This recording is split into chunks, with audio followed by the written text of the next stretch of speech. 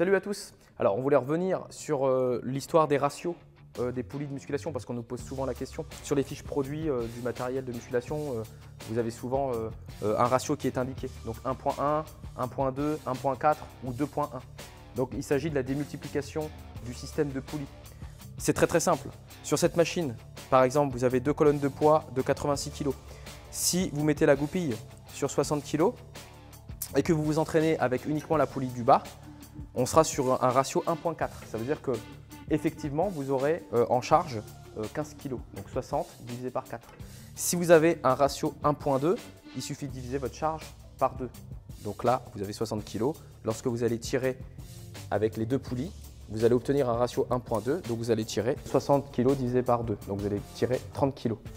Si le ratio de la poulie était de 1.1, quand vous mettez 60 kg, vous avez effectivement 60 kg. Voilà. Les poulies qui sont en 2.1, lorsque vous mettez 60 kg, en valeur effective, vous avez 120 kg.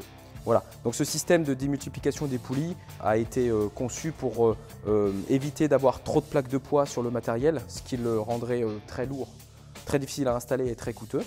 Et donc ça permet de travailler sereinement avec des charges adaptées.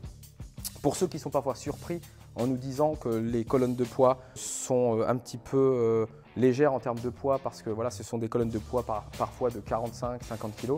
N'oubliez pas que ce genre d'appareil, les stations poulies crossover, ces machines sont faites pour travailler les petits muscles. C'est fait pour travailler les pectoraux en écarté, c'est fait pour travailler l'arrière de l'épaule en position haute ou en position basse. Ce sont des petits muscles. Et quand vous avez, ne serait-ce que sur cette poulie 86 kg, même si vous n'aviez que 40 kg, c'est comme si vous aviez un haltère en position 1.2 de 20 kg, donc c'est quand même relativement lourd. Donc dites-vous que ces machines-là sont conçues pour, si les colonnes de poids sont telles quelles et si les ratios sont tels quels, vous permettre de faire les exercices pour lesquels elles sont conçues. Voilà pour les ratios. Si toutefois vous aviez des questions, n'hésitez pas à nous les poser en commentaire. Sur la plupart des machines, de toute façon, comme vous pouvez le constater ici, la résistance et les ratios sont expliqués. Donc là, on vous explique bien qu'en prenant uniquement l'un des deux mousquetons, vous êtes en ratio 1.4 et en reliant les deux, en fait, vous serez en ratio 1.2. Donc tout est expliqué et si vous avez besoin d'aide, n'hésitez pas à nous contacter.